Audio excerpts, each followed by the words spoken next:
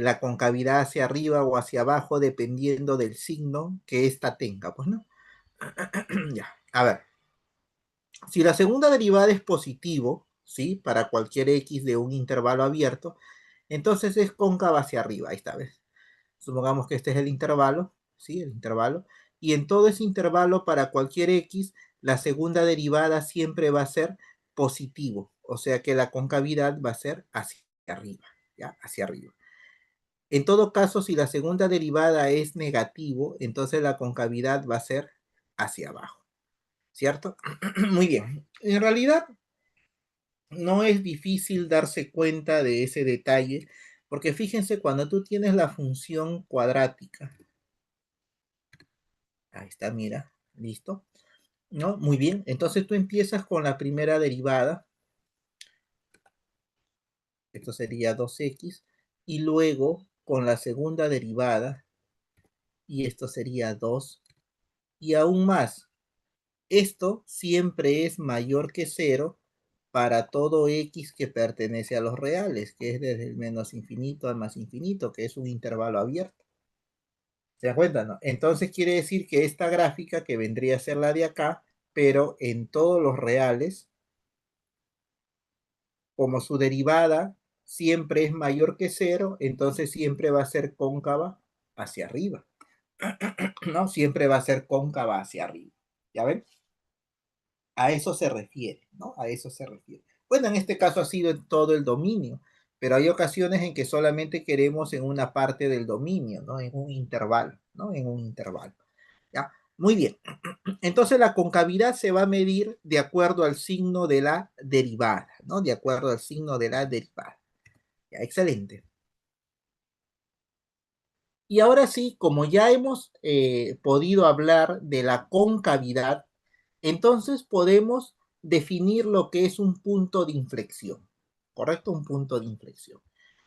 Ya, entonces, ¿qué nos dice con respecto al punto de inflexión? Vamos a poner también de una vez las gráficas para poder precisar bien la idea. Ya. Nos dice lo siguiente. Si nosotros tenemos un punto de una gráfica, digamos, este punto de acá, y podemos observar que antes de este punto, ¿sí? El comportamiento es cóncava hacia abajo, porque esto de aquí, mira, es cóncava hacia abajo, para que te convenzas. Mira, cuando lo trazamos así, esto es cóncava hacia abajo, ¿cierto? Pero no estoy utilizando toda la gráfica, solamente estoy utilizando esta parte de acá. Y esta parte no. Entonces decimos que es cóncava hacia abajo. Muy bien, pero cuando tú te fijas en el mismo punto, eso ha sucedido antes del punto, o sea, para su lado izquierdo. Pero después de este punto, cuando continúa la gráfica, te das cuenta que ahora es cóncava hacia arriba. Como tú puedes ver, esto significa cóncava hacia arriba. Pero en esta parte solamente estoy usando este lado derecho de la concavidad hacia arriba. En cambio, este lado izquierdo no. Entonces, ¿qué está ocurriendo? Lo que está ocurriendo es que antes de este punto la concavidad es negativa y después de este punto la concavidad es positiva. O sea que ha habido un cambio de concavidad. Cuando el punto cambia de concavidad, entonces se le llama punto de inflexión.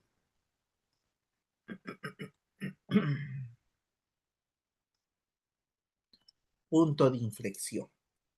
¿Se dan cuenta? ¿No? Así se le conoce, ¿no? Punto de inflexión.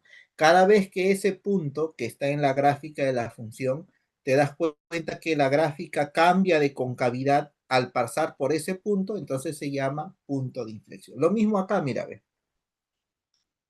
Lo mismo acá. Esto es cóncava hacia abajo. Cóncava hacia abajo, pero no estoy utilizando esta parte, solamente esta partecita. ¿Está bien? Y esto es cóncava hacia arriba. pero no estoy utilizando toda esta parte, sino esto de acá, nada más esto. Entonces quiere decir que está cambiando. ¿Por qué razón? Porque aquí es cóncava hacia abajo, negativo, y aquí es cóncava hacia arriba, positivo. Como hay cambio de concavidad, entonces un punto de inflexión. Y lo mismo sucede con los otros dos. Supongamos que no te acuerdas cómo es el comportamiento de estos cuatro puntos de inflexión. Entonces, en realidad, una forma fácil es recordar las parábolas verticales, por ejemplo. Tú cuando tienes parábolas verticales, una puede ser hacia arriba y la otra puede ser hacia abajo. Estas son verticales. Pero ¿qué tal si lo unimos por su vértice? Ahí está. Entonces, a partir de aquí, tú puedes obtener dos puntos de inflexión. Mira, un primer punto sería así.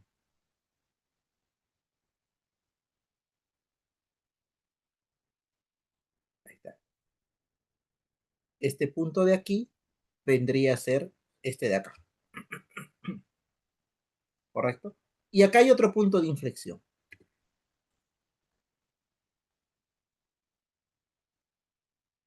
Este punto de aquí vendría a ser este de acá, ¿cierto? ¿Y cómo obtenemos los otros? Con las parábolas horizontales. Se abre hacia la izquierda, se abre hacia la derecha. Entonces aquí tendríamos un punto de inflexión, mira, ahí está, listo. Y él sería como él. Y aquí tendríamos el otro punto de inflexión. Y él sería como él. Entonces, de esa forma tendríamos los cuatro puntos de inflexión, ¿cierto? Muy bien, ya está. Entonces, a esto lo conocemos como puntos de inflexión. Acá dice, sea f una función continua, en ninguno de ellos se rompe.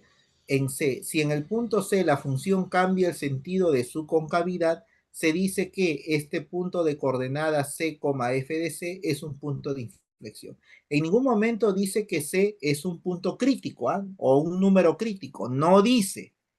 Lee bien, no dice que C es un número crítico, ¿ya? Por eso no hay que confundir ahí. En ningún momento nos está diciendo que es un número crítico, ¿ya? Muy bien. Una pregunta natural que surge es, nosotros, ¿cómo podemos encontrar los puntos de inflexión? Porque los puntos extremos sí los podemos encontrar, ¿sí? ¿Cierto? Cuando la derivada es igual a cero o cuando no existe la derivada, ¿sí? Pero ¿cómo encontramos los puntos de inflexión? Entonces aquí vamos a dar algunos pasos para encontrar los puntos de inflexión. Como los puntos de inflexión tienen que ver con la concavidad y la concavidad está supeditada al signo de la segunda derivada, entonces por eso es que vamos a hallar los puntos de inflexión cuando la segunda derivada es igual a cero o cuando no existe la segunda derivada. ¿Se dan cuenta? ¿No? Es parecido a la primera derivada, ¿sí o no? Solo que aquí se trabaja con la segunda. Muy bien. A los números C también se les llama números críticos de segunda especie. Claro, es que lo que pasa es que los números críticos a secas trabajan con la primera derivada, cuando es igual a cero o cuando no existe la derivada. Entonces, por similitud, cuando se trabaja con la segunda derivada, entonces se le llaman números críticos de segunda especie, ¿no? Creo que salta a la vista por qué lleva el término segunda, ¿no? Por la segunda derivada, ¿cierto? Muy bien. Una vez que encuentras los números críticos, que lo hemos llamado de segunda especie, entonces tú qué tienes que formar algunos intervalos. ¿Para qué? Para poder observar el signo de la concavidad y verificar que cuando hay cambio de signo, entonces existe un punto de inflexión. Pero si no hay cambio de signo, entonces no es un punto de inflexión. ¿Ya? Una vez que has hecho ese análisis, recién tú puedes decir quiénes son efectivamente los puntos de inflexión. ¿Ya? Los puntos de inflexión. Muy bien, excelente. Si a la izquierda y a la derecha del número crítico C el signo de la segunda derivada cambia, entonces es un punto de inflexión. Claro, al cambiar el signo de la segunda derivada es porque está cambiando la concavidad. Y si cambia la concavidad, hay punto de inflexión. Listo. Ya. Un ejemplo sencillo, considerando pues la parte polinomial, ¿no? La parte polinomial. Mira, supongamos que nosotros queremos hallar los puntos de inflexión de esta función polinomial, ¿ya? Entonces, ¿qué tenemos que hacer primero? El dominio, porque los números críticos tienen que estar en el dominio. Acá dice, el número C pertenece al dominio, ¿no? Entonces, ya está. Como es un polinomio, el dominio es todos los reales. No hay problema, ¿ya? No hay problema en ese aspecto. Entonces, una vez que ya tenemos la primera derivada, ¿sí? Acuérdense bien que para hallar la segunda, obligatoriamente necesitamos la primera, ¿cierto? La primera derivada. Entonces derivas. 5 por 3, 15, x a la cuarta, menos 20, x al cubo. ¿Está bien?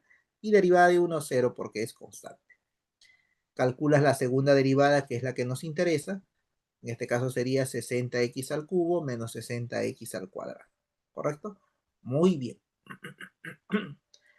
Como vamos a hallar los números críticos de segunda especie, sería bueno factorizar la segunda derivada, ¿sí? Porque es más fácil cuando se iguala a cero. Entonces le hemos factorizado, ya está. Entonces el criterio, hallamos los números críticos de segunda especie. El primero, cuando la segunda derivada es igual a cero, entonces igualamos esto y nos va a salir que 60x cuadrado por x menos 1 igual a 0, y de ahí vamos a obtener dos soluciones, x igual 0 o x igual 1. Pero todavía no podemos decir que son nuestros números críticos en sí, pues, ¿no? Falta ahora verificar que estén en el dominio. Cuando no existe la segunda derivada, en este caso, como la segunda derivada es un polinomio, siempre va a existir. X pertenece al vacío, ¿no? X pertenece al vacío. Muy bien. Analizamos los intervalos de concavidad. Entonces, el 0 pertenece a los reales y el 1 también. Entonces, no hay problema en este aspecto, ¿no? Como son polinomiales, listo. ¿Qué significa analizar los intervalos de concavidad? Ponemos los números críticos en el eje real de menor a mayor. 0, 1. Ahí está. ¿Cierto? Y ahora verificamos. A ver. Mira, la idea es la siguiente. Coge un número antes del 0, por ejemplo, menos 1. Reemplázalo en la segunda derivada. A ver, menos uno, negativo. Menos uno todo al cuadrado positivo. Más por menos, menos. Entonces la segunda derivada es negativo. Si la segunda derivada es negativo, es cóncava hacia abajo. Ahí está, cóncava hacia abajo. Listo. Ahora, entre el 0 y el 1, coge un número, un medio, por ejemplo. Reemplázalo en la segunda derivada. Un medio menos 1, negativo. Por más, menos. Entonces será negativo. ¿Ya? ¿Eso qué significa? Cóncava hacia abajo. Coge un número mayor que 1, en este caso 2, ¿cierto? Reemplaza 2 menos 1, 1, más por más, más, más. Entonces esto es mayor que 0. ¿Qué significa eso? Cóncava hacia arriba. El único punto crítico o el único número crítico en donde tú observas que antes de él la segunda derivada es negativo y después de él cambia de signo, ¿sí? Es justamente en este número crítico. Por lo tanto, este número crítico con su imagen forman un par ordenado que viene a ser un punto de inflexión. ¿Ya? Determinamos los puntos de inflexión, solamente el 1, con su imagen. Pero como f es 3x a la quinta menos 5x a la cuarta menos 1, le reemplazamos el valor x igual 1 y nos salió, vamos a ponerlo acá, 1, menos 3. ¿Cierto? 1, menos 3. Muy bien, excelente, ¿ven? Excelente, ¿no? Ya está. Y llegamos al criterio de la segunda derivada, ¿no? El criterio de la segunda derivada. Lamentablemente este criterio solamente funciona cuando los números críticos, ¿sí? Los números críticos se obtienen de la derivada igual a cero. este criterio no nos ayuda si no existe la derivada. ¿Ya? Por eso acá dice bien clarito, la derivada igual a cero, ¿cierto? Muy bien, entonces, ¿qué nos dice este criterio? Este criterio nos dice que si tenemos en este punto C que la segunda derivada es mayor que cero, ¿cierto? Entonces tú dices, ah, ya, yo me acuerdo que cuando la segunda derivada es mayor que cero, significa que su signo es positivo y es cóncavo hacia arriba. Y si es cóncavo hacia arriba, este es un punto mínimo. Y la segunda coordenada del punto mínimo es un valor mínimo. ¿Te das cuenta? Entonces, cuando tenemos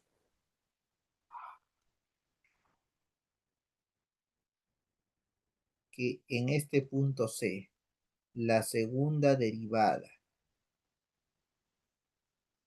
es mayor que cero, entonces significa que f de C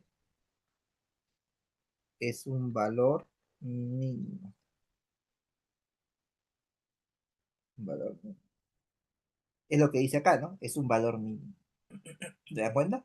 Muy bien. O si no, podemos decir que el par ordenado es un punto mínimo. O sea, este punto que tiene como abscisa al número crítico C y a su imagen f de C, entonces esto vendría a ser un punto mínimo. Punto mínimo. ¿Te das cuenta? Esto viene a ser un punto mínimo. ¿No? Muy bien. Ya está. Y en un punto mínimo, su primera coordenada es un número crítico y su segunda coordenada es un valor mínimo, como indica acá. ¿Se encuentran? Ya, eso es muy importante. Listo. Y ahora, cuando sea lo contrario, esto sería un punto máximo y su segunda coordenada que sería un valor máximo. Eso sucede cuando la segunda derivada sea negativo, porque se va a ir cóncava hacia abajo. ¿Sí? Cóncava hacia abajo. Muy bien, lo ponemos acá. Ahí está, mira. F de C es un valor máximo relativo, ¿ya ves? Cuando es cóncava hacia abajo, ¿ya? Acuérdate bien, cóncava hacia arriba es de esta forma, ¿no? Como dicen, carita feliz, y cóncava hacia abajo es de esta forma. Carita triste, que le dicen algunos, ¿no? Está triste, ¿no? Ya, muy bien. Listo. Entonces también podemos decir que el par ordenado es un punto máximo relativo y que su segunda coordenada es un valor máximo relativo. ¿Ya? Muy bien. Pero ¿qué pasa cuando la segunda derivada es igual a cero? Entonces ahí sí no se puede decidir porque la imagen de ese punto C puede ser o no un valor máximo o mínimo relativo. Profesor, no entiendo esa parte. Mira, ya, fíjate. Mira,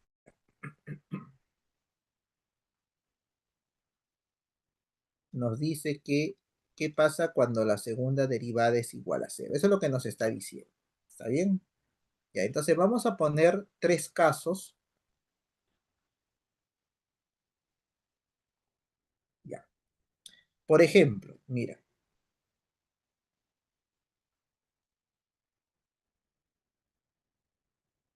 por ejemplo.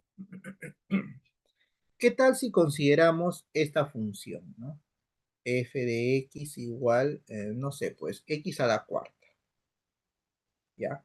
Aquí consideramos la función g de x igual x al cubo, ¿ya? Y aquí h de x igual menos x a la cuarta. ¿Estamos? Muy bien. Entonces yo calculo la primera derivada, 4x al cubo. Calculo la segunda derivada, 12x al cuadrado. Lo igualo a cero, ¿no? Lo igualo a cero. Y entonces me estaría saliendo que x es igual a cero. ¿Está bien? Y cuando tú reemplazas en la segunda derivada, te sale cero. Ya. Lo mismo acá. Calculo la primera derivada, calculo la segunda derivada, lo igual a cero, entonces x es igual a cero. Lo reemplazo en la segunda derivada y efectivamente me sale cero.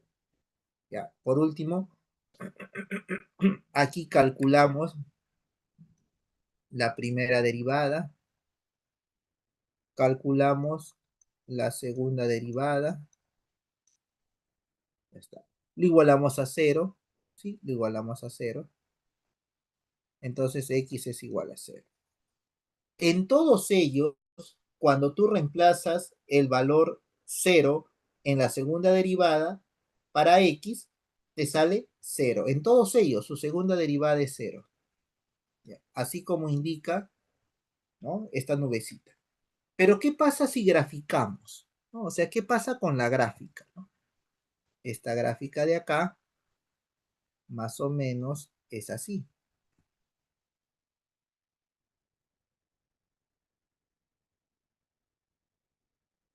¿Y esto qué cosa es? Un punto de mínimo.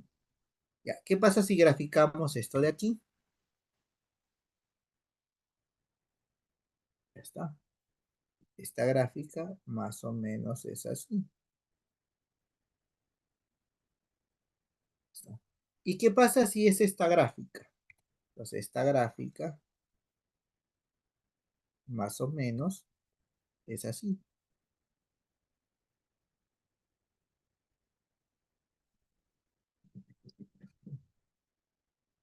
¿Esto qué cosa es? Un punto de mínimo. Esto es un punto de inflexión y esto es un punto de máximo. ¿Eso cuándo ocurre? Cuando la segunda derivada es igual a cero.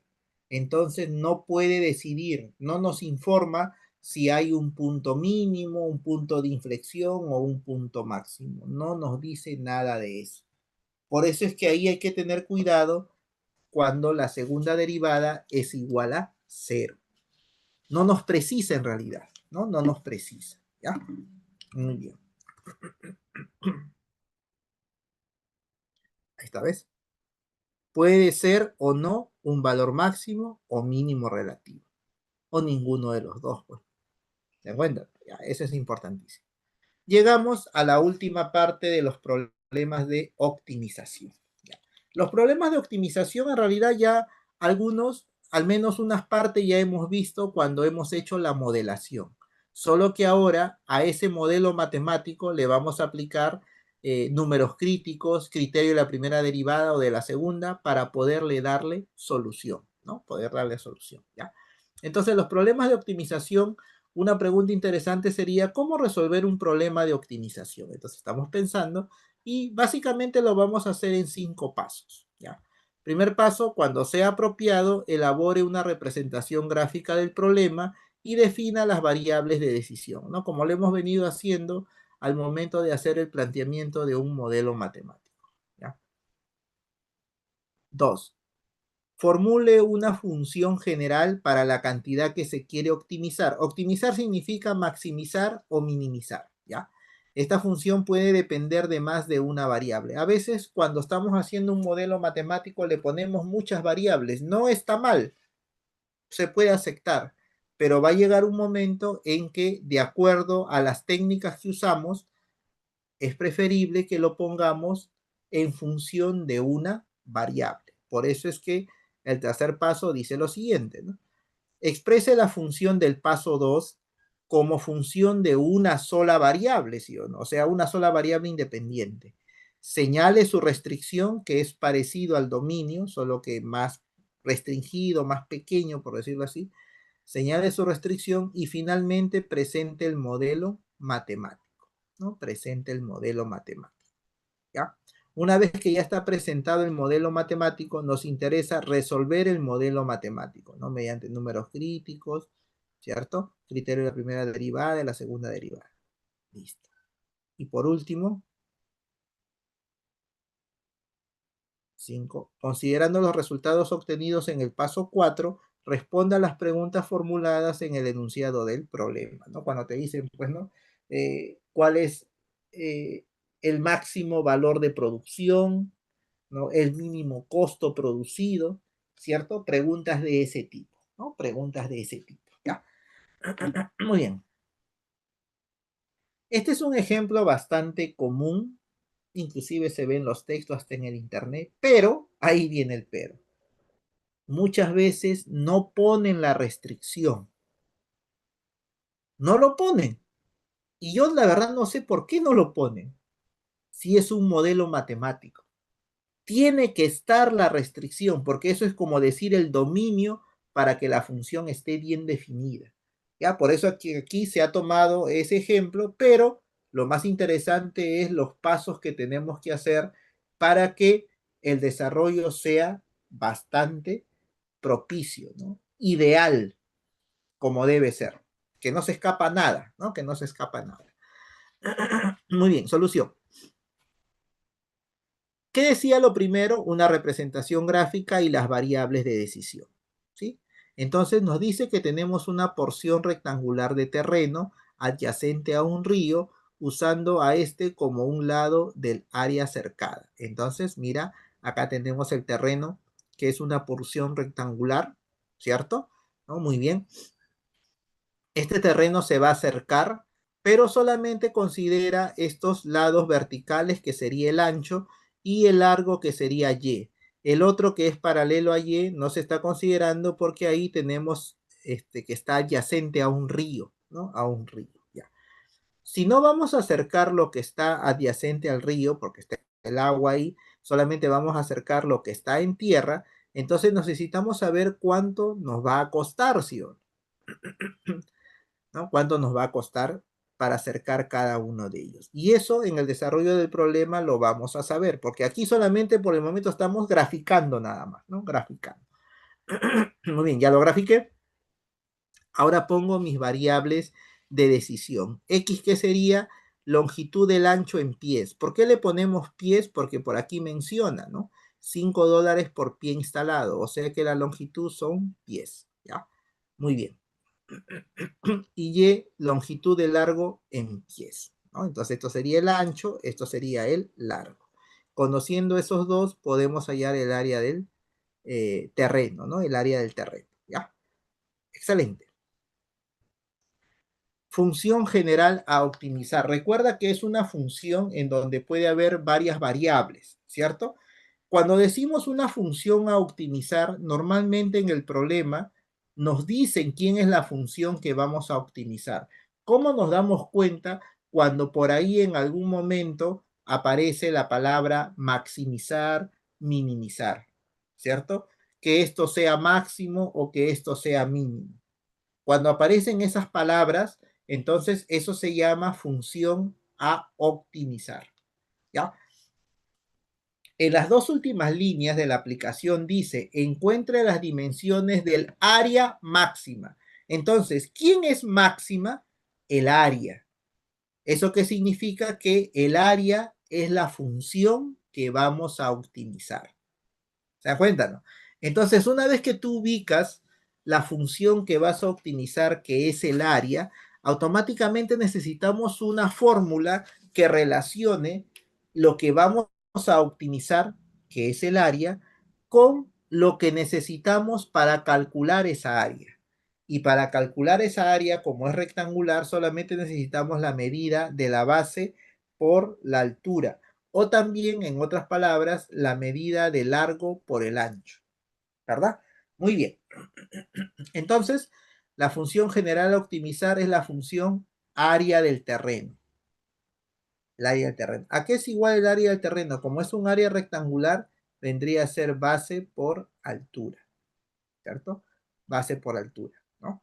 O si no, largo por ancho también.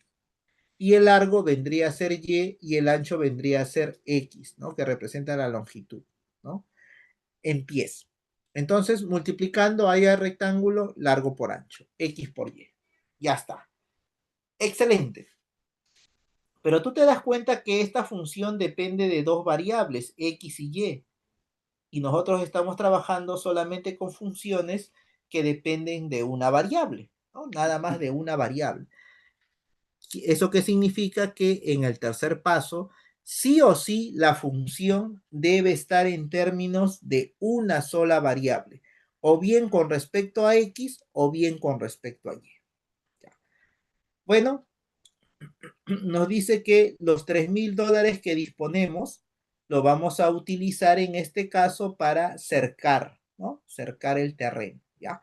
El costo de la cerca paralela al río, o sea, Y, es de $5 por pie instalado, o sea, 5 por Y. Y el de la cerca para los datos restantes, o sea, X más X, 2X, es de $3 por pie instalado. Ya está. Muy bien, excelente. Entonces lo ponemos acá. Mira, X más X es 2X, ¿cierto? ¿Y cuánto nos cobran por pie instalado? $3. Ya está. En cambio, eso es al respecto del ancho. Al respecto del largo, sería $5 por pie instalado. Pero ¿cuántos pies son? Y. Entonces en total son 5Y. Perfecto. Ya está. ¿Y por qué igual a $3.000? Porque eso es lo que disponemos para poder cercar la porción del terreno rectangular. ¿Ah? Muy bien. Podemos despejar X o podemos despejar Y, como tú desees. ¿Ah? Como tú desees. Pero tenemos que despejar uno de ellos. Normalmente, pues la costumbre es despejar Y, pues, ¿no? Despejar Y. ¿Ya? Muy bien. Entonces, tú despejas y lo voy a llamar 2 asterisco. Y te puedes dar cuenta que 2 asterisco se puede reemplazar en el asterisco que está aquí. ¿Por qué razón? Porque Y, al expresarse en términos de X y multiplicarlo por X, entonces el área solamente va a depender de la variable X, ¿no? De la variable X, ¿ya? Eso hacemos entonces acá. A ver, reemplazando 2 asterisco en asterisco, entonces me queda así, mira, área de X en términos de una sola variable que es la X, ¿cierto? Multiplicamos 3.000 entre 5, 600 por X, 600X menos 6 quintos de X por X menos 6 quintos de X al cuadrado. Ya está. Muy bien. Ahora, la restricción, ¿cierto? Como X es la longitud del ancho en pies, X no puede ser 0 porque si no, no habría terreno rectangular. Entonces, X, ¿cómo tiene que ser? Mayor que 0. Lo mismo que Y. Al ser Y la longitud del largo, entonces el largo no puede ser 0 metros, ¿no? Porque no podrías trabajar con un terreno rectangular. ¿Ya? Entonces, quiere decir que Y también tiene que ser mayor que 0. Entonces, como X es mayor que 0 y Y es mayor que 0, tranquilamente podemos resolver esta inecuación, pues, ¿no? Bueno, aquí no hay nada que hacer. X ya sabemos que es mayor que 0. El detalle vendría a ser aquí en el Y, ¿no? Podemos multiplicar por 5 con el 0 y nos quedaría 3.000 menos 6X mayor que 0. Haciendo la transposición, esto sería 6X menor que 0, perdón, menor que 3.000, menor que 3.000. Ya está. Y al final X es menor que 500. Al ser X mayor que 0 y X menor que 500, lo podemos poner X al centro, mayor que 0, menor que 500. Y esto vendría a ser la restricción, ¿no? La restricción. Ahí está, ¿ves? Y el modelo matemático nos quedaría así, ¿no? El modelo matemático nos quedaría así. Área máxima, o sea que hay que maximizar el área sujeto a esta restricción. Ahí está. Maximizar el área sujeto a la restricción. ¿Ya ves? Entonces, cuando se hace un modelo matemático para optimizar, ¿qué tengo que ver ahí? La palabra maximizar o minimizar. Uno de esos tengo que ver. ¿Ya? Muy bien.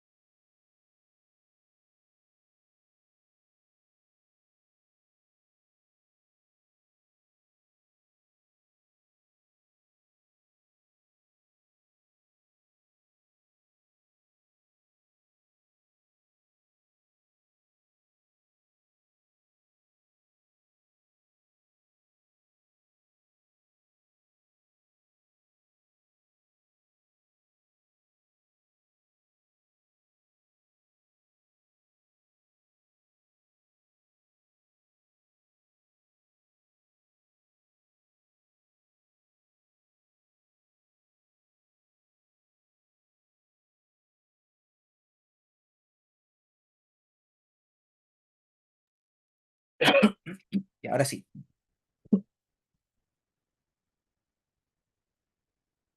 Muchachos, seguimos. A ver.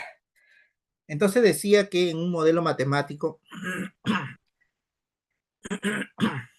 tenemos que ver, o yo tengo que ver ahí la palabra maximizar o minimizar, pues no, dependiendo de lo que pida el problema. ¿Sí? La regla de correspondencia de la función y la restricción, ¿no? Como es como una especie de dominio, pero un poco pequeño nomás, por decirlo así, ¿no? Ya. Eso vendría a ser el tercer punto, ¿verdad? El siguiente punto sería, vamos a darle la resolución respectiva al modelo matemático, ¿correcto? Y aquí, ¿qué debemos usar? Bueno, como es un polinomio, números críticos, considerando la derivada igual a cero.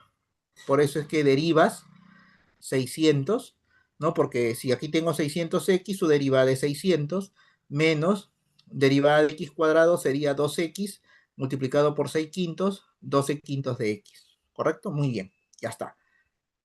Igualas a cero. ¿Por qué razón? Porque los polinomios siempre va a existir, entonces ya no tiene sentido trabajar con el otro, pues, ¿no? ¿Sí? ¿Te das cuenta, no? O sea, aquí ya entendemos esa lógica, ¿ya? ¿Por qué funciona así? Porque estamos ya aplicando ya a los problemas de optimización.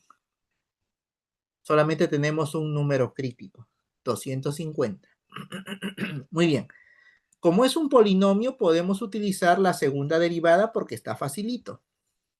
¿Ya? Porque está facilito. Entonces, ya tenemos nuestro número crítico, calculamos la segunda derivada. ¿Qué hacemos? Cogemos el número crítico y lo reemplazamos en la segunda derivada. O sea, donde es x, le ponemos 250. Bueno, en este caso, como es constante, me va a salir igualito, menos 12 quintos. Me fijo el signo y en este caso es negativo. ¿Correcto? Si es negativo, es cóncava hacia abajo. Y si es cóncava hacia abajo, entonces la función es un máximo. O sea, en este caso, área máxima. Ah, está bien, ya ves. Acuérdate que cuando es cóncava hacia abajo, porque es negativo, entonces la función va a tener un máximo, ¿cierto? Un valor máximo. En este caso, como la función es el área, entonces sería el área máxima, ¿no? El área máxima. Ya está. Excelente. Entonces, como respuesta, decimos lo siguiente, ¿no? Me piden, encuentre las dimensiones del área máxima cercana. Entonces, las dimensiones vendrían a ser, pues, cuánto mide el largo y cuánto mide el ancho. Eso vendrían a ser las dimensiones del terreno para poder cercarlo. Entonces, hemos hallado X 250 y en el primer paso, X, ¿qué cosa es? Longitud del ancho en pies. Entonces quiere decir que la dimensión sería ancho X igual 250 pies. No es necesario ponerle X. Lo podemos poner de frente. Ancho 250 pies y largo 300 pies. ¿Cómo obtuvimos el valor de Y para decir que es 300 pies? Miramos dos asteriscos y en dos asteriscos yo reemplazo el valor de X, que es 250, y después de efectuar, te puedes dar cuenta que te va a salir 300. Y le pones las unidades, ¿por qué? Porque el largo está en pies, ¿no? El largo está en pies, ¿ya? Muy bien, fenomenal. Listo, se acabó. Con eso ya hemos terminado lo que es máximos y mínimos, ¿cierto? Recuerda que este tema todavía es para la semana última, que es la semana 8, ¿no? La semana 8. Y en la semana 8 en realidad solamente es el examen, pues, porque en la semana 8 solamente son 4 horas nomás. Y esas 4 horas son del examen, ¿verdad? Ya, por el momento pensemos en el día de mañana. Vamos a hacer ejercicios resueltos, ¿ya? Recuerden que ustedes van a dar mañana 2 prácticas, por eso es que cada práctica va a constar solamente de 4 preguntas. En cambio, los de la mañana, ellos sí no. Ellos sí les corresponde 5 preguntas. ¿Ya? En cambio, a ustedes no. Ya, muy bien. Ellos han dado la semana pasada 5 preguntas, ahora también tienen que dar 5 preguntas. En cambio, ustedes no, ustedes van a hacer 4, 4 nomás. Ya, 4, 4. Muy bien, vamos a ver. Veamos los ejercicios.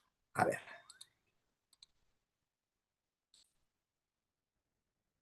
En realidad esta parte no es tan complicada porque ya la mayoría sabe derivar, ¿no? Entonces, eh, la dificultad que pueden tener es si es que derivas mal, ¿no? Si derivas mal. Ahí sí puede haber un gran problema cuando derivas mal.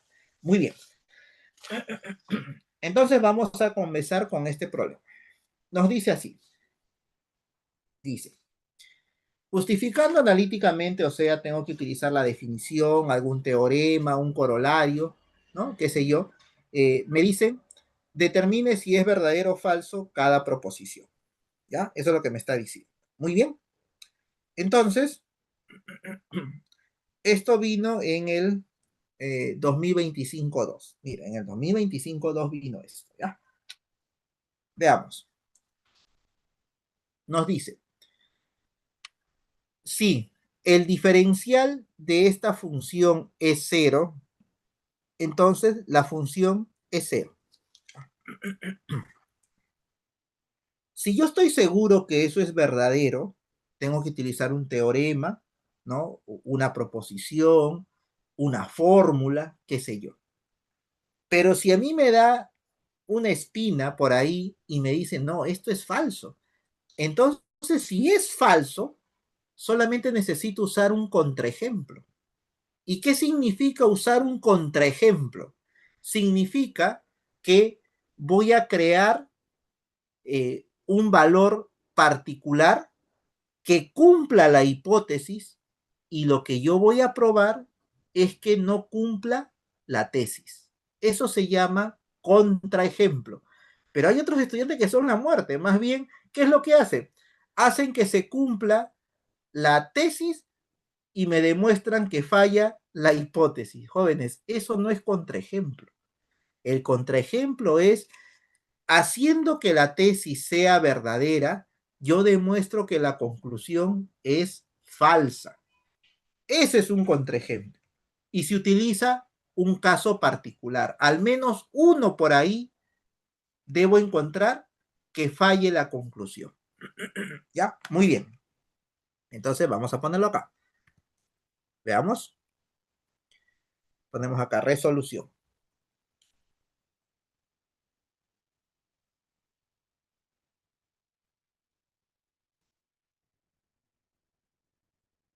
Resolución. Ya. Vamos aquí a la parte A.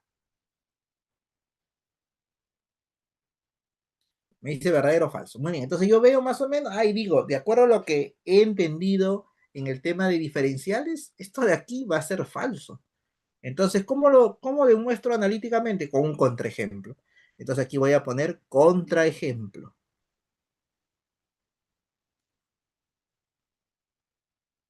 Un contraejemplo.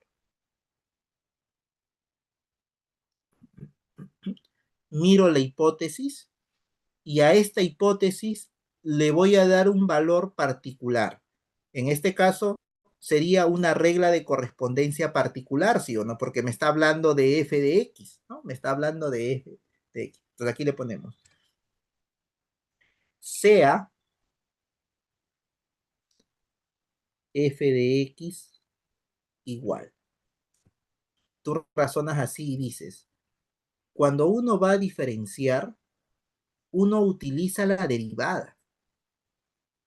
Y para que la derivada sea cero, entonces esta función, ¿cuánto tendría que ser? Constante. ¿Sí o no? Ah, entonces no me hago problemas. Voy a ponerle 1. 1 es una constante, ¿cierto? Sea f de x igual a 1. Perfecto. Entonces luego,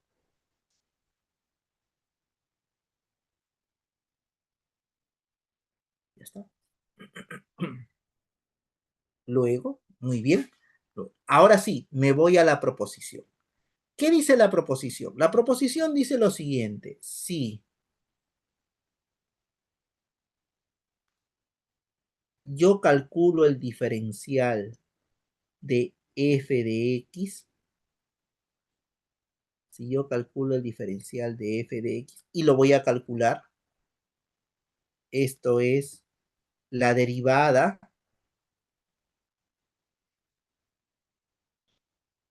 con el diferencial de su variable independiente, ¿no? Entonces, el diferencial de f de x es igual, muy bien. Esto sería, f de x, ¿quién es? 1. Entonces, esto sería la derivada de 1, diferencial de x, ¿no? Entonces, ¿qué significa eso? Que el diferencial de f de x vendría a ser igual, derivada de 1, 0,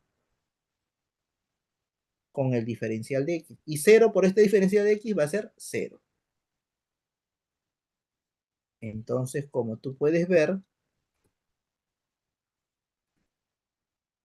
se está cumpliendo la hipótesis. El diferencial de f de x es igual a 0. Entonces,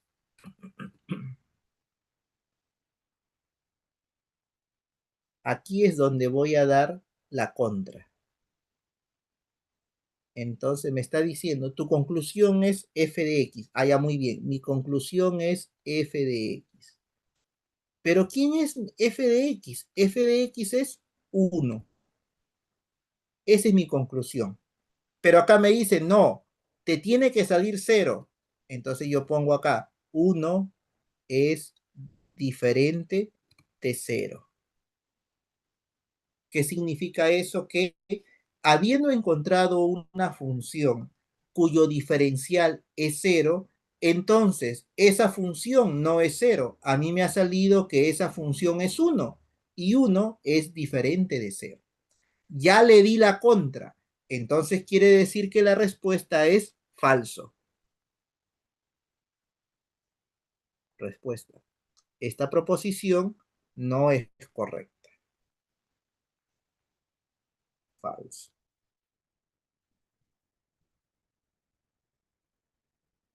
¿Se dan cuenta? A eso se llama contraejemplo. ¿Ya? ¿Qué es lo que hacemos? Satisfacemos lo que dice la hipótesis y una vez que ya tenemos que esa hipótesis es verdadera con el valor particular que le hemos dado, lo que queremos hacer es concluir que lo que dice la tesis no es verdad, ¿cierto? No es verdad. Por eso se llama contraejemplo. Hemos creado un ejemplo que le ha dado la contra a la conclusión de la proposición. ¿Ya? Muy bien. Excelente. Listo. Excelente, ¿no? Excelente. Ya, ahora vamos a la parte B. Ya, a la parte B. Vamos a trazar acá una línea. Ya, vamos a trazar una línea acá para hacer la parte B.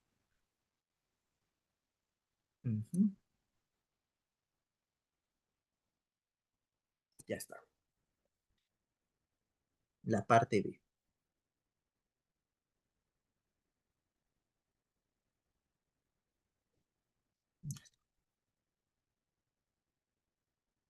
En la parte B no es como en la parte A, donde yo podía darle a f de x la regla de correspondencia que yo quería.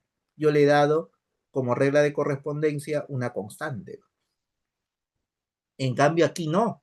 Ya me está dando la regla de correspondencia. O sea, estamos asumiendo que esto es verdadero. Entonces yo tengo que probar que él también es verdadero. ¿Cierto? Muy bien, entonces vamos a hacer eso. Sí, sí, ya tenemos que g de x es igual a seno de x menos e a la seno de x. Ya está, ¿no? Ya tenemos eso. Entonces, vamos a ver. Entonces, quiero saber si esto es verdad.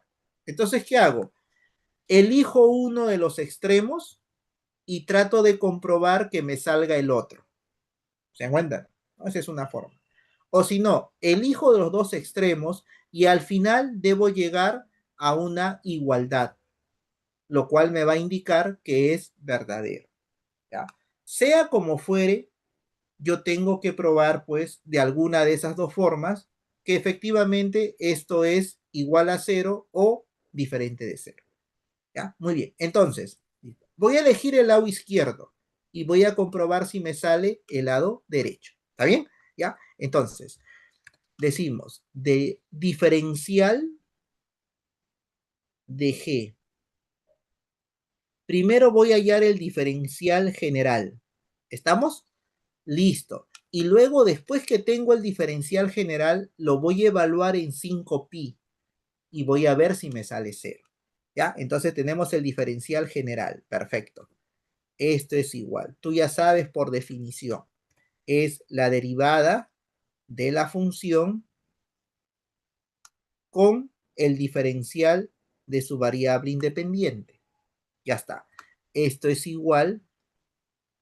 Voy a derivar seno de x menos e a la seno de x.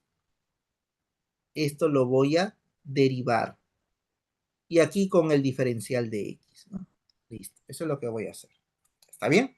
Excelente. Entonces, el diferencial de g de x será igual. Listo. Entonces aquí tendría que derivar, ¿no? Derivada del seno es el coseno, listo, menos derivada del exponencial es el mismo exponencial por regla de la cadena, la derivada del exponente, derivada del seno, coseno. Listo. Y aquí con el diferencial de x. Antes de evaluar, todavía puedo acomodarlo tal vez. El diferencial de g de x es igual. Puedo factorizar el coseno de x, tal vez para que se vea mejor la presentación. Y aquí me estaría quedando 1 menos e a la seno de x. Diferencial de x.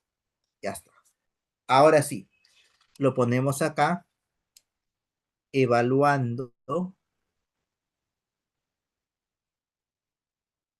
evaluando en x igual, en x igual 5pi, se obtiene.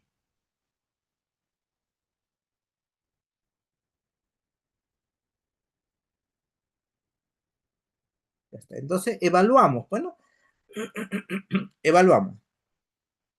Diferencial de g evaluado en 5pi. Ya está. Este es igual. Aquí estamos reemplazando, perdón, 5pi, no, 5x le he puesto. Aquí es 5pi. Tú te das cuenta que cuando evaluamos, lo hacemos en una función. En el lado derecho, el único que es función es la derivada. Este de aquí no es función. Entonces solamente voy a reemplazar el 5pi en la derivada. Coseno. Entonces acá sería de 5pi multiplicado por 1 menos e elevado al seno de 5pi. Diferencial de x. ¿Te das cuenta? No, no vas a poner acá diferencial de 5pi, no vas a poner eso. Bueno, ¿ya? Muy bien. Excelente, ¿no? Excelente. Ya está. Entonces, ahora recordemos trigonometría elemental, ¿no? El seno de cualquier múltiplo de pi siempre es cero, ¿no? Siempre es cero. Porque en el eje X el seno va a ser siempre cero, pues no va a ser siempre cero, ¿no? Muy bien, entonces aquí nosotros, vamos a ponerlo así, esto de acá es cero. Si esto es cero, e a la cero, 1. Y 1 menos 1, 0. O sea que todo esto viene a ser 0. Muy bien, acá lo ponemos. Entonces, el diferencial de g evaluado en 5pi esto es igual 0. Una vez que ya he concluido, observo si la conclusión de la proposición es la misma y me doy cuenta que es la misma. Entonces la respuesta es verdadero.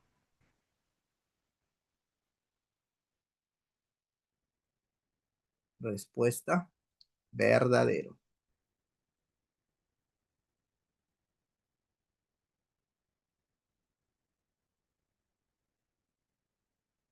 Verdadero. ¿No? Muy bien. Ya, vamos a guardarlo para después ponerlo en el PDF. Ya está. A ver, acá. Vamos a ponerle 1. ¿Está bien? 1. Ya, excelente. Excelente. Pasamos al siguiente. Tenemos la práctica calificada 3 del 2024-1, ¿cierto? 2024. Entonces, aquí también tenemos la parte A y la parte B, ¿no? La parte A, si has entendido bien el anterior que hemos hecho, el ejercicio 1, entonces este de acá va a ser sencillísimo, ¿no? Va a ser sencillísimo, ¿ya? Muy bien, entonces vamos a hacerlo acá. Resolución, ¿no? Resolución. A ver.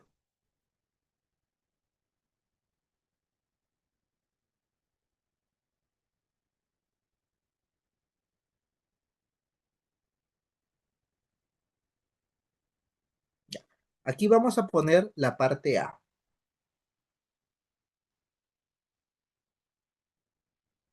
Listo.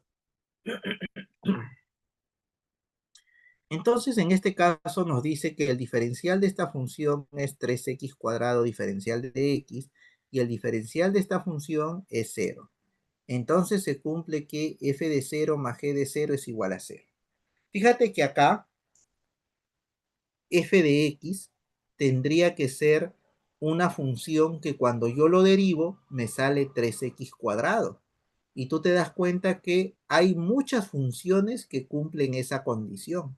Entonces yo puedo coger una de ellas. Igual acá, el diferencial de esta función me debe dar 0. Aquí también hay muchas funciones que cumplen esa condición. Entonces yo puedo darle una regla de correspondencia particular. Y cuando les doy esa regla de correspondencia particular, tal vez al hacer esta suma no me va a salir 0. ¿Te das cuenta? ¿No? Entonces, por ahí, ¿qué hago? Un contraejemplo, ¿no? Un contraejemplo. Entonces empezamos. Vamos a validar, ¿no? Vamos a validar que estos dos diferenciales son correctos, ¿ya? Entonces, ¿cómo lo validamos? Dándole un valor particular a f de x. Entonces, vamos a ponerle así. Si, a ver, voy a escoger un f de x de tal manera que cuando lo derivo, me salga 3x cuadrado. Bueno, ya está facilito, ¿no? Puedo elegir x al cubo. Ya está. Tú dirás, profesor, pero le puedo poner x al cubo más 1. También, porque x al cubo más 1, cuando tú lo derivas, es 3x cuadrado. No hay ningún problema. Entonces, la primera hipótesis se cumple. Y Y ahora vamos a hacer que se cumpla la segunda hipótesis. Vamos a darle una regla de correspondencia particular a g de t. No hay que pensar demasiado. Vamos a poner que esto es una función constante, igual a 1, por ejemplo. Siempre valores pequeños nomás, no te compliques. Verificamos. La derivada de 1 es 0. Con el diferencial de t se hace 0. ¿Ya ves? Fácil. Entonces, ya encontré una función cuyo diferencial es 3x cuadrado diferencial de x. Ya encontré una función cuyo diferencial es 0. Entonces, lo que yo voy a hacer ahora es darle la contra a la conclusión. A ver, vamos a ver. Entonces, ¿y eso cómo se llama? Contraejemplo. Entonces, ¿no? Entonces, vamos a ver. Empiezo por un extremo y voy a probar el otro, ¿ya? Entonces, a ver, voy a elegir el extremo izquierdo.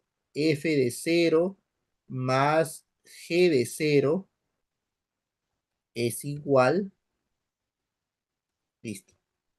F de 0, entonces sería 0 al cubo, ¿no? 0 al cubo. 0 al cubo.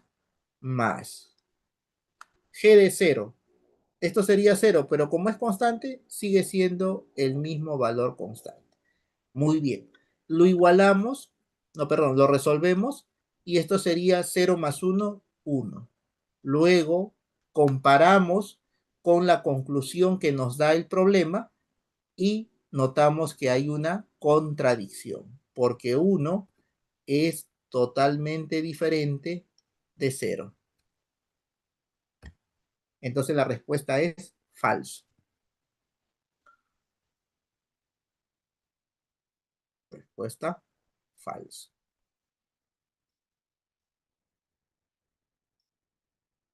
Ya está. ¿Ya ves? Así. Cuando queremos hacer un contraejemplo, hay que hacerlo sencillo nomás, no complicarse. Lo importante es solamente darle la contra a la conclusión. ¿Ya? Eso es lo importante. Muy bien. Pasemos a la parte B. Pasemos a la parte B. ¿Ya? La parte B. Ya está. Vamos a ver la parte B.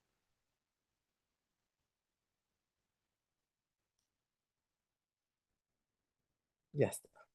Muy bien. En la parte B nos dice, si tenemos esta función y igual a e a la 1 sobre x, queremos saber si satisface la ecuación. Ah, no, no queremos saber, sino queremos, nos está diciendo que satisface la ecuación diferencial. O sea, ¿qué significa eso? Que este y, cuando yo lo reemplazo aquí con su segunda derivada y lo reemplazo aquí con su primera derivada, efectúo, me está diciendo que eso me va a salir cero. Eso es lo que me está diciendo al decir satisface la ecuación diferencial. ¿Correcto? Entonces, ¿yo qué voy a hacer? Voy a calcular la primera derivada, voy a calcular la segunda derivada, ¿cierto? Luego reemplazo y me debe salir cero. ¿Está bien? Me debe salir cero. ¿Ya? Muy bien. Pero también es cierto que yo puedo hacer derivación explícita, ¿no? O sea, aquí, ¿no? Y' es igual, la derivada del exponencial es el mismo exponencial por la derivada del exponente. Esto sería menos 1 sobre el cuadrado de la variable. ¿Está bien? Y luego tendría que hallar la segunda derivada, ¿sí? De esto, que vendría a ser la derivada, en este caso, de un producto, ¿verdad? ¿Eso es un camino? Sí es un camino, ¿correcto? Y es el que normalmente uno aplica, porque Y está despejado. Pero yo lo voy a hacer, como algunos saben ya, derivar implícitamente. Vamos a ver qué sucede si lo hacemos implícitamente, porque el camino tradicional ya todos lo conocen, ¿verdad? Pero hay otras formas también. Quizás de manera implícita lo puedo hacer más rápido, ¿correcto? El detalle sería cómo aplico la derivación implícita. ¿Estamos? Ya, vamos a hacerlo por derivación implícita. ¿Ya? Por derivación implícita. Entonces, vamos a poner así. ¿Ya? Si nosotros consideramos, ¿no? Si nosotros consideramos que y es igual, ¿no? Y es igual a e a la 1 sobre x, tal vez este exponencial me está causando problemas, porque cuando hacemos la derivación habitual, cuando voy a calcular la segunda derivada, mira, acá esto se va a hacer un poco más grande. Entonces, ¿qué hago? Le tomo logaritmo a ambos lados. Entonces, le tomo logaritmo a la izquierda y le tomo logaritmo a la derecha. Y cuando le tomo logaritmo a la derecha, el 1 sobre x va a ser como un coeficiente de logaritmo de e. Pero como el logaritmo de e es 1, ya no se coloca. Mira, qué interesante. Nos ha quedado de esta forma. ¿Está bien? Ahora sí, como tenemos esta forma, ¿Qué te parece si hacemos derivación implícita? ¿Por qué? Porque y ya no está despejado. Entonces aquí le vamos a ponerle por ejemplo acá, ¿qué le ponemos? Puede ser alfa. Ya está. ¿Qué vamos a hacer? Vamos a derivar implícitamente alfa. ¿Está bien? ¿Qué te parece? Ah, eso es lo que vamos a hacer. Entonces, muy bien, aquí vamos a ponerlo. Aquí vamos a ponerlo. Aquí. Derivando implícitamente alfa. Ya, entonces acá le ponemos. Derivando implícitamente.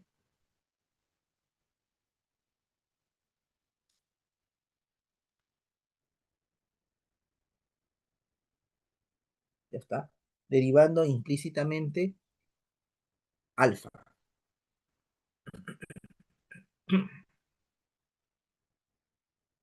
Ahí está. Excelente, ¿no? Excelente. Derivando implícitamente alfa. Ya está, listo.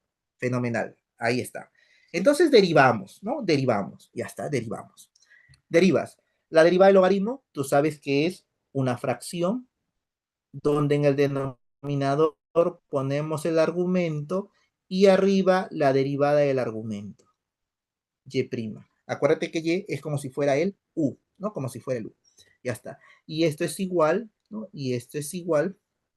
Derivada de 1 sobre x sería menos 1 sobre x al cuadrado. ¿No? Muy bien. Fenomenal. Fenomenal. Entonces, a partir de aquí podemos despejar y'. Entonces, a partir de aquí podemos despejar y'. Y'. Y esto es igual a menos y por sobre x al cuadrado, ¿no? Y ya tengo la primera derivada. Ahora me faltaría hallar la segunda derivada, ¿sí? Entonces, esto de aquí lo llamamos beta.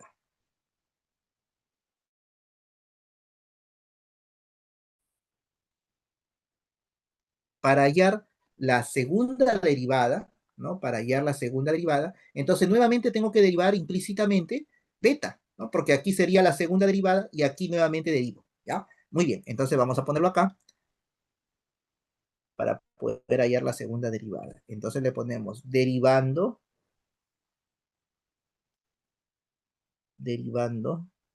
implícitamente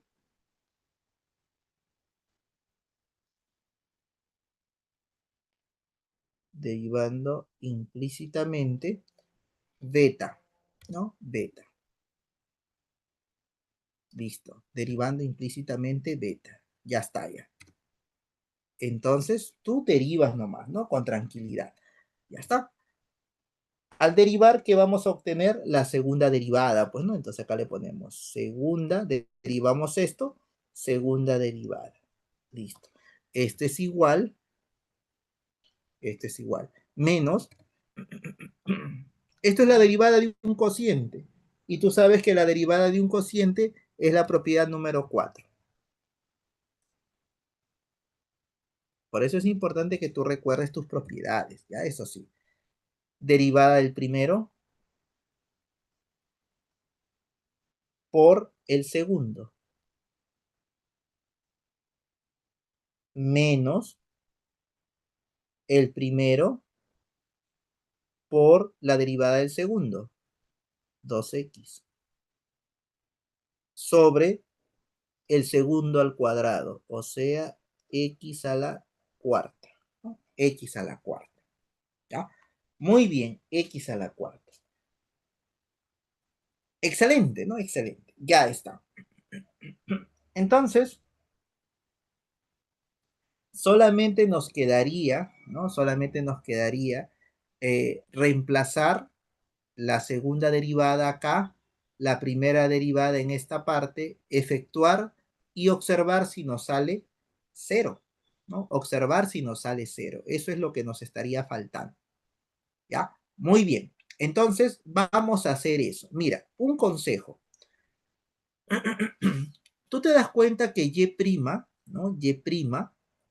Y', en realidad solamente depende de XY, y eso es bueno. Pero también te das cuenta que la segunda derivada no depende de XY. La segunda derivada tiene un Y'. Entonces, ¿quieres un consejo? ¿Qué te parece si la segunda derivada lo dejamos en términos de XY nada más? ¿Cómo haríamos eso? Tenemos que reemplazar cuánto es Y', pero Y' ya sabemos que es menos Y sobre X cuadrado, lo podemos reemplazar acá. O si eres más hábil, si tú multiplicas diagonalmente Y' por X al cuadrado, obtendrías esta parte de acá. Y Y' por X al cuadrado, ¿cuánto sería? Menos Y, ¿sí? ¿Se acuerdan? ¿No? Por eso es cuestión en realidad de habilidad, ¿no? Es cuestión de habilidad nada más, ¿ya? Entonces vamos a ponerlo así. Tú tienes que ser hábil. Este Y' X cuadrado, este Y' X cuadrado, entonces yo lo voy a reemplazar por este dato.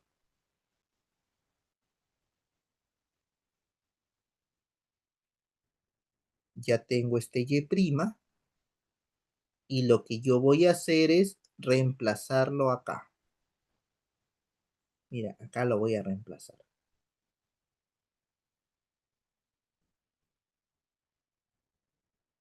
Aquí lo voy a... Entonces, ¿qué me va a quedar? Me va a quedar así, mira.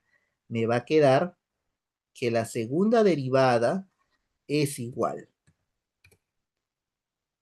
Menos, ¿no? Menos, ya está. Ya no va a ser Y' X cuadrado, porque cuando lo multiplico, me va a quedar menos Y. O sea que acá sería menos Y. Listo. Y acá sería menos 2XY. 2XY. Y esto sería sobre, sobre sobre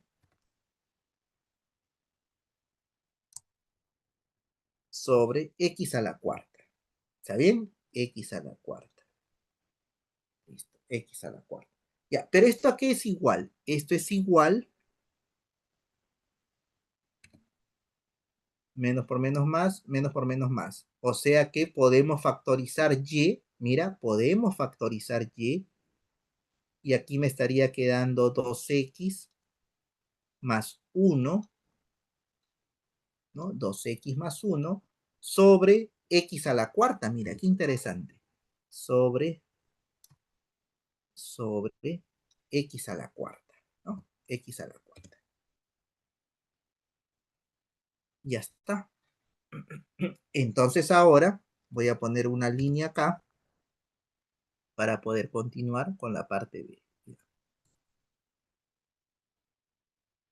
Listo.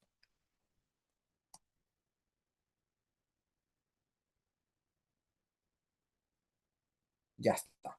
Entonces ya tengo la primera derivada, ya tengo la segunda derivada. Voy a reemplazar y me tiene que salir 0, ¿no? Me tiene que salir 0, ¿ya? Eso es lo que voy a ver.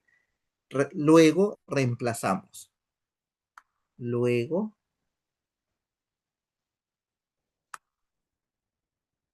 reemplazando,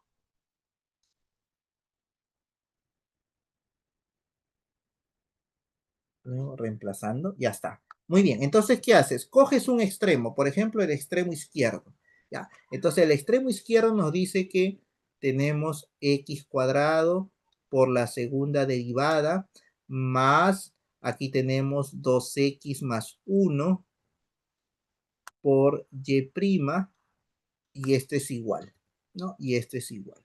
Ya está. Reemplazas entonces. Tu segunda derivada vas a reemplazar. X cuadrado lo voy a multiplicar por la segunda derivada, que es esto.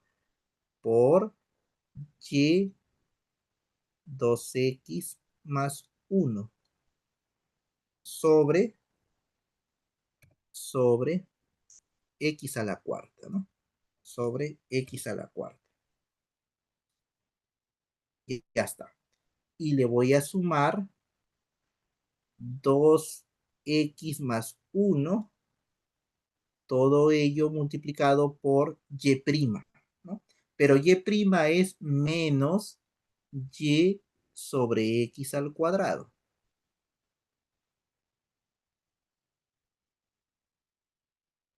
Ahí está. ¿Estamos? Muy bien, excelente.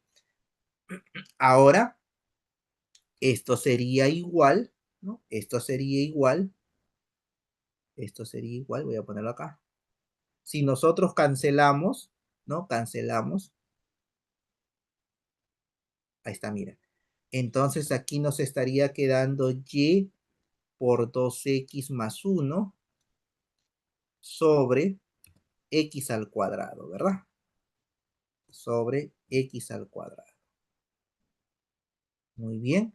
Aquí sería más por menos menos. Sería y por 2x más 1. Y por 2x más 1. Listo. Sobre x al cuadrado. Sobre x al cuadrado. Ya está. Excelente. ¿No? Excelente. Y este es igual 0.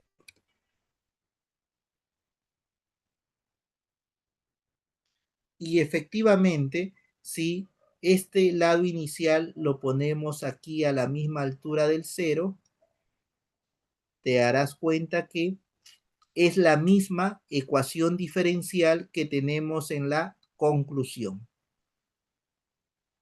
¿Eso qué significa? Que la respuesta es verdadero. Si acá me hubiese salido otro número, por ejemplo 1, entonces ahí sí no, pues, ¿no? Vendría a ser falso, ¿no? O si acá me hubiese salido menos, por ejemplo, cuando aquí es más y acá me hubiese salido menos tal vez, entonces también es falso. Tiene que salir igualito como está, ¿ya? Respuesta, acá lo ponemos, respuesta,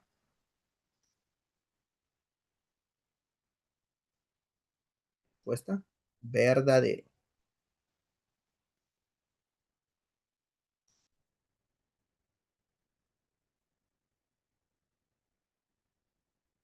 verdadero, ¿ya? Muy bien. La otra forma es hacerlo por derivación explícita, que es la que comúnmente hacemos, ¿no? Sino que yo lo he querido hacer así para que tú veas que también tienes otra forma de poder resolver, ¿ya? Solamente por eso. Puede hacer que esto sea más largo y el otro más corto, y ya bueno, eso quedará pues en el gusto de cada uno, ¿no? En el gusto de cada uno. Ya, esto sería el 2. Guardar. Ya está. Muy bien. Pasamos al siguiente. Pasamos al siguiente. Muy bien. Listo. A ver. Ahí está. 2024 2, ¿no? 2024 2. Ya está. En el 2024 2 también teníamos parecido al anterior, ¿no? Parecido al anterior. Ya. Veamos entonces. Resolvemos. Resolución. A ver. Resolución.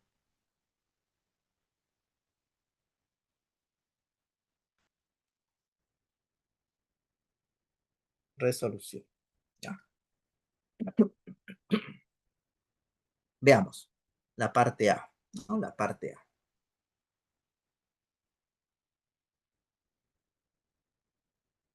Tenemos esta relación que satisface la ecuación diferencial. Ya, me está diciendo eso. O sea que si yo reemplazo aquí la segunda derivada y, efectúo me tiene que salir 0. Es lo que nos está diciendo. ¿Ya? Muy bien. Entonces, tú te das cuenta que de esta relación A tiene que ser diferente de 0, ¿sí o no? ¿Cierto? ¿No? A diferente de 0. Ya, entonces aquí ponemos de la relación, vamos a poner así, ¿ah?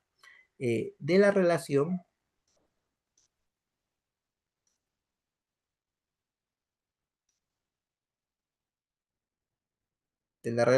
A es diferente de 0, voy a ponerlo aquí, A diferente de 0, A diferente de 0, ahí está,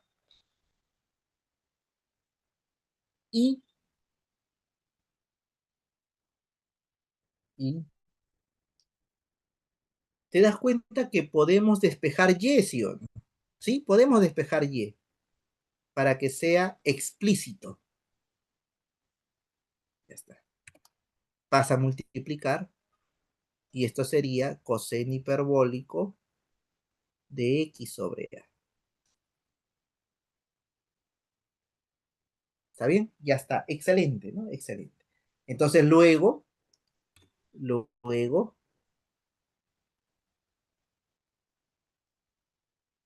ya está. Como ya tenemos que a es diferente de 0, voy a ponerlo así, y hemos despejado y, ¿no? Y hemos despejado y,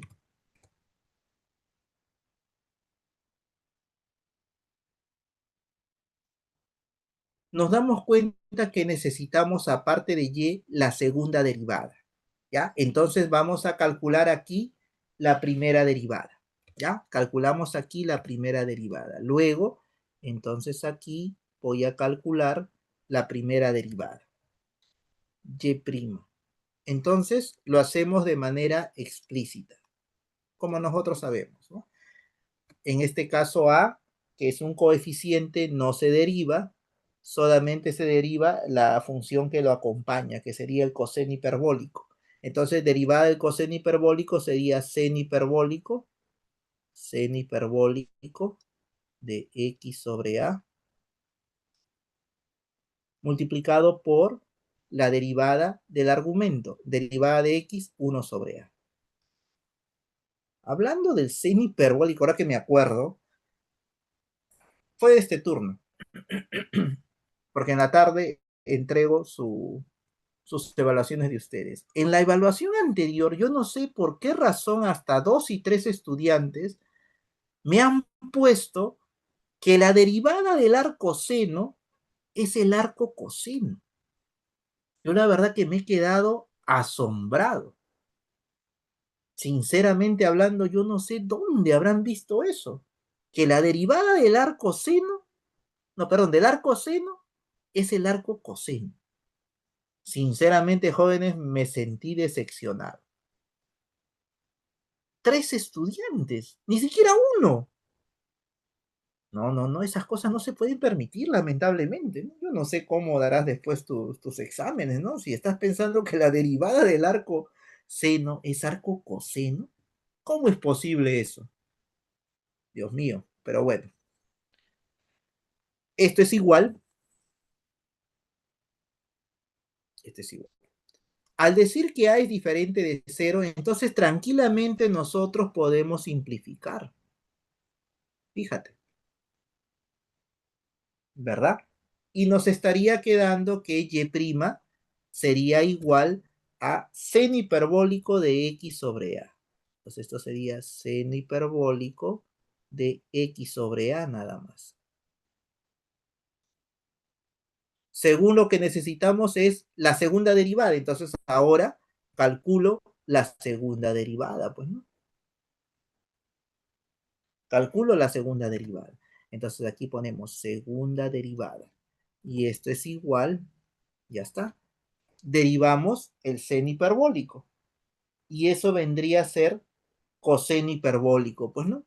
Coseno hiperbólico, voy a ponerlo aquí, coseno hiperbólico del mismo argumento por la derivada del argumento. ¿Cuánto sería? 1 sobre a. Lo voy a poner acá.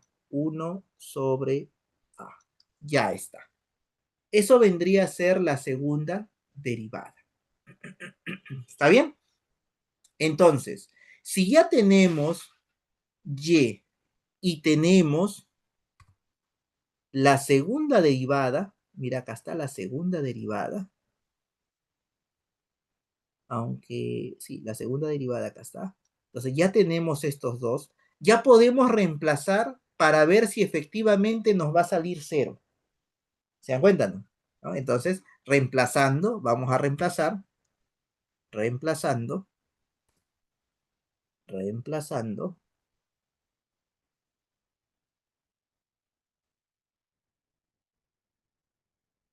reemplazando, ya está. Elegimos uno de los extremos, bueno, en este caso el que tiene más información, ¿no? Que es el extremo izquierdo. Esto sería al cuadrado multiplicado por la segunda derivada menos y eso va a ser igual. Voy a reemplazar. Entonces esto sería a al cuadrado. La segunda derivada aquí lo tenemos por 1 sobre a coseno hiperbólico de x sobre a. Coseno hiperbólico de x sobre a, ¿sí o no? Muy bien, menos y. Pero y acá lo tenemos en este recuadro. Vendría a ser a coseno hiperbólico de x sobre a. Excelente. Entonces nos damos cuenta que después de simplificar a cuadrado con a, me queda a por 1 coseno hiperbólico de x sobre a, que le estoy quitando el mismo a coseno hiperbólico de x sobre a. En otras palabras, este resultado es 0. Y efectivamente concuerda con este extremo derecho, que también es 0. Por lo tanto, la respuesta es verdadero. Respuesta, ¿no? Verdadero. Ah,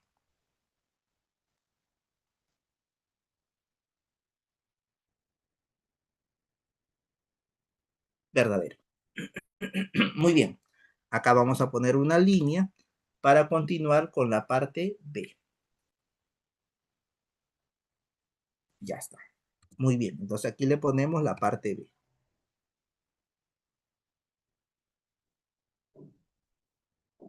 La parte B. ¿Ya? Muy bien. Entonces en la parte B nos está hablando de la linealización. Tenemos esta función en el punto A, f de A, o sea, la abscisa es A y está dado por, listo, ya. Observa que esta función está definida en todos los reales quitándole el cero, ¿ya? Quitando, o sea que esta abscisa no va a ser cero, ¿sí? No va a ser cero, ya, muy bien. Entonces creo que eso es importante observar. Vamos a poner aquí. Vamos a poner aquí para que podamos expresarlo también. Entonces aquí le ponemos como el dominio de F, como el dominio de F es igual a los reales quitándole el cero, ¿no? Entonces, entonces, cuando a mí me piden la linealización en un punto, es porque este punto está en la gráfica de la función. ¿Y qué significa? Que esta abscisa pertenece al dominio de esta función. Pero como el dominio de esta función es los reales diferente del cero, ¿qué significa eso? Significa que A siempre va a ser diferente de cero. Mira, esa observación es importante, por eso es que en la linealización A está como denominador, pero no hay ningún problema porque es diferente de cero. ¿Te das cuenta? No es diferente de cero. Ya. Muy bien. Observa que A es diferente de cero, ¿ah? O sea que puede ser positivo o negativo. Y si es negativo, esto es falso, esto está mal. O sea que al final todo esto es falso. Ya, pero eso lo vamos a ver en la conclusión. ¿Ya? Muy bien. Listo. Como el dominio es real diferente de cero, entonces A es diferente de cero. ¿Correcto? Si me están hablando de linealización, ¿cierto? ¿Qué hemos dicho para hallar, para poder encontrar una linealización? Necesito la función. ¿Sí? Entonces acá lo ponemos. Necesito la función. Pero la función ya lo tengo ya. ¿No? La función ya lo tengo. Entonces aquí lo ponemos. A ver. Si ya tenemos la función, si ya tengo la función, entonces puedo calcular su derivada, ¿sí o no? Entonces acá si ya tengo la función, 2 más logaritmo natural de x al cuadrado, entonces puedo calcular la derivada, ¿sí o no? Entonces, entonces, Entonces, puedo calcular la derivada. Puedo calcular la derivada. Listo. Derivada del 2, 0. Derivada del logaritmo es una fracción donde el denominador es el argumento y el numerador es la derivada del argumento. 2x. Muy bien. Pero como x es diferente de 0, puedo simplificar, ¿no? Puedo simplificar y de esa forma me estaría quedando que mi derivada es 2 sobre x. ¿Se dan cuenta? ¿No? Muy bien. Ya está. Listo. Además, cuando vamos a hallar una linealización, necesitamos el x sub 0, ¿sí o no? El x sub 0. X sub 0. Y en este caso, el x sub 0 me están diciendo que es a, porque es en este punto. Pero este punto es x sub 0, f de x sub 0. Entonces quiere decir que x sub 0 es a. Listo. Teniendo la función, teniendo la derivada, teniendo el x sub 0, yo ya puedo hallar la linealización. Entonces luego la linealización será, luego, porque acá me piden la linealización, ¿no? Luego la linealización,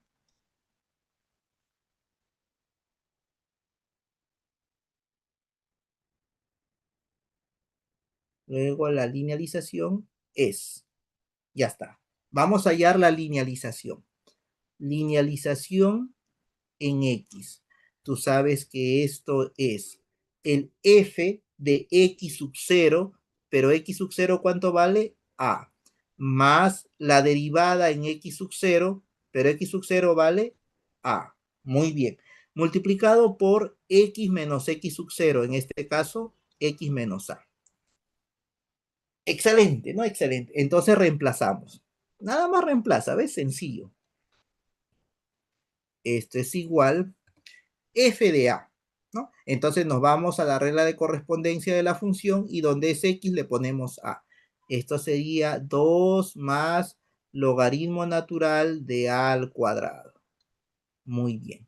Más la derivada, que es 2 sobre x, pero evaluado en a. Entonces sería 2 sobre a. 2 sobre a. Multiplicado por x menos a. Fenomenal, ¿no? Fenomenal. Y acá le ponemos la linealización es igual.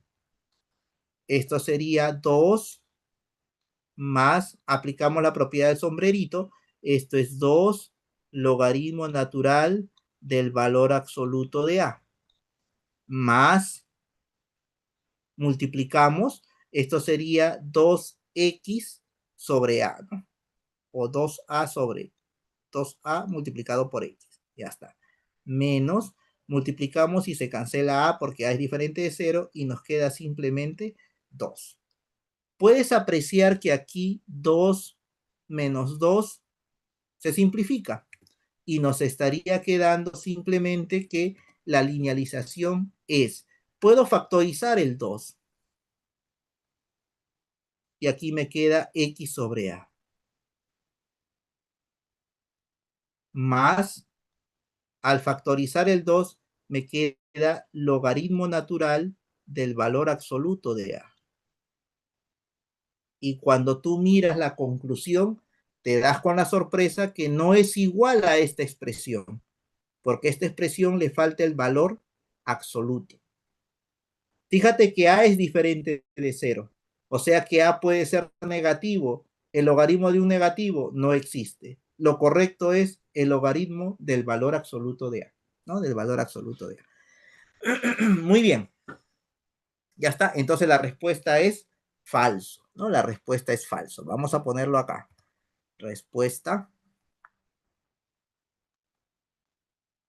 Respuesta falso.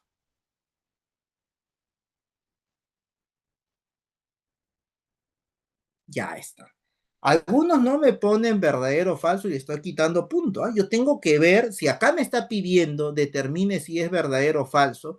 Tú después de justificar tienes que poner falso. O si no, pones falso y justificas por qué. Si tú solamente pones falso y no hay ninguna justificación, es como que no hayas puesto nada, ¿cierto? Esa es la verdad, es como que no hayas puesto nada, ¿ya? Muy bien, vamos a ponerlo acá, vamos a guardarlo, listo, ya. Bueno, hasta ahí nomás será, pues, ya está. Muy bien, vamos a pasar la última lista. De ahí lo voy a subir